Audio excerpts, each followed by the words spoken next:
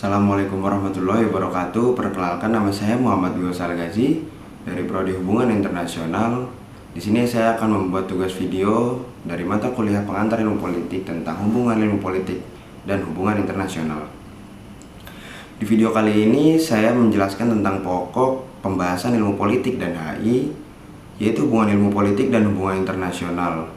Di dalam kedua bahasan tersebut saya akan menjelaskan kurang lebih 2 dari 5 bagian yang menyangkut tentang ilmu politik dan hubungan internasional.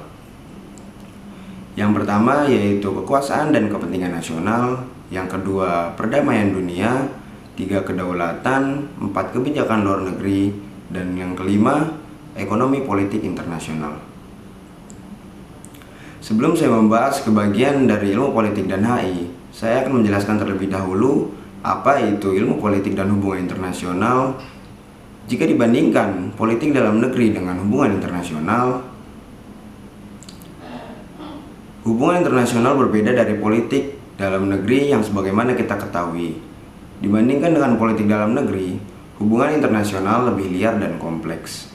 Dalam membahas politik atau lebih jelasnya adalah politik dalam negeri, interaksi dalam negara. Hubungan internasional, interaksi antar negara. Jadi liar dan kompleks. Yang dimaksud dalam hubungan internasional itu sendiri adalah membahas tentang interaksi yang dibangun antar negara bermacam-macam bentuk politiknya, yaitu kekuasaan, kepentingan nasional, perdamaian, kedaulatan, kebijakan luar negeri, dan ekonomi politik internasional, yang dimana hal tersebut bisa memicu terjadinya konflik dan permusuhan, bahkan pemutusan hubungan antar negara. Sekarang saya akan menjelaskan tentang kekuasaan dan kepentingan nasional.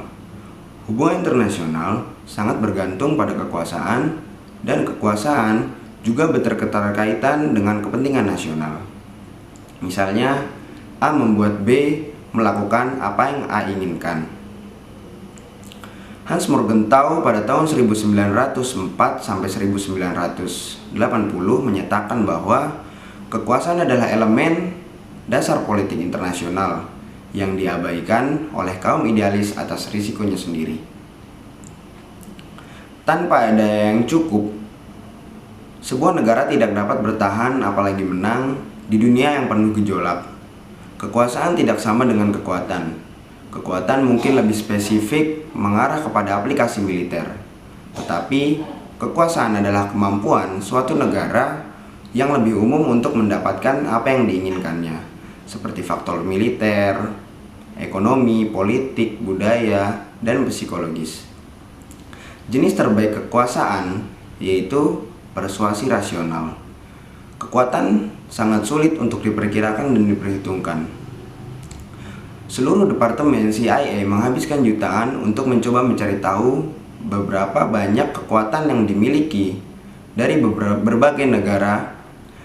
Beberapa elemen kekuasaan seperti geografi suatu negara, sumber daya alam, populasi, dan ekonomi bersifat nyata dan atau dapat diperkirakan dan diperhitungkan.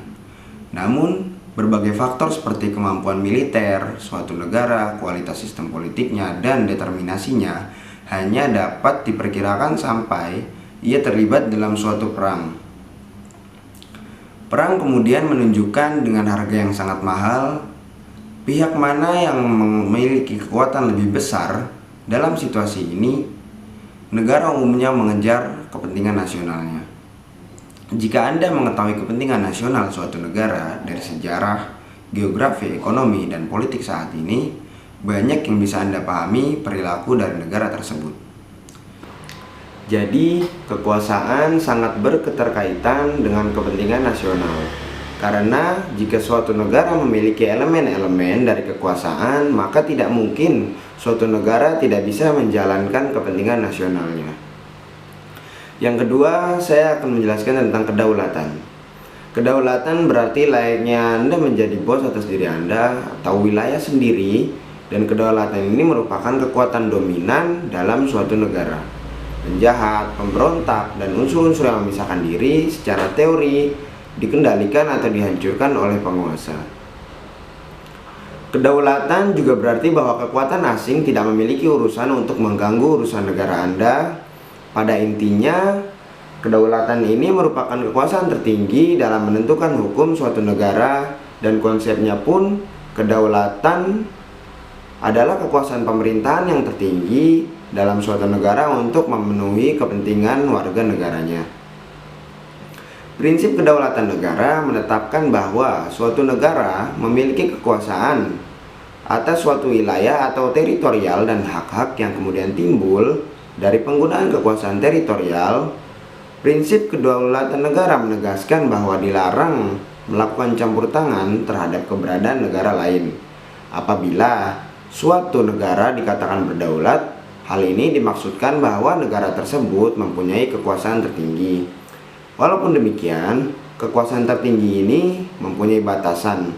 Ruang keberlakuan kekuasaan tertinggi ini dibatasi oleh batas wilayah tersebut, yang berarti bahwa kekuasaan terbatas pada batas wilayah negara yang memiliki kekuasaan itu, dan kekuasaan akan berakhir ketika kekuasaan suatu negara lain dimulai. Dalam hukum internasional, kedaulatan negara dan kesederajatan antar negara merupakan konsep dasar kerja sistem hukum internasional. Kedaulatan dan kesederajatan negara merupakan pesona dan atribut yang melekat pada negara merdeka sebagai subjek hukum internasional. Berdasarkan konsep hukum internasional, kedaulatan memiliki 3 aspek utama, yaitu 1. Aspek ekstern kedaulatan adalah hak bagi setiap negara untuk secara bebas menentukan hubungannya dengan berbagai negara atau kelompok-kelompok lain tanpa tekanan atau pengawasan dari negara lain. 2. Aspek intern kedaulatan yaitu hak atau wewenang eksklusif suatu negara untuk menentukan bentuk lembaga, cara kerja lembaga, dan hak untuk membuat undang-undang yang diinginkannya serta tindakan-tindakan untuk mematuhinya. 3. Aspek teritorial kedaulatan berarti kekuasaan penuh dan eksklusif yang dimiliki oleh suatu negara atas individu-individu dan benda-benda yang terdapat di wilayah tersebut. Pada dasarnya, setiap negara yang berdaulat memiliki hak-hak dasar dan kewajiban-kewajiban dasar sebagaimana yang terdapat pada Draft Declaration on the Rights and Duties of States tahun 1949. Hak dasar yang dimiliki oleh suatu negara berupa kekuasaan seperti 1. Kedaulatan dan persamaan negara. 2. Yurisdiksi teritorial. 3. Mempertahankan diri dan mengembangkan diri. Kewajiban dasar yang dimiliki oleh suatu negara antara lain 1. Tidak menyatakan perang. 2. Tidak menyulut kerusuhan sipil di suatu negara.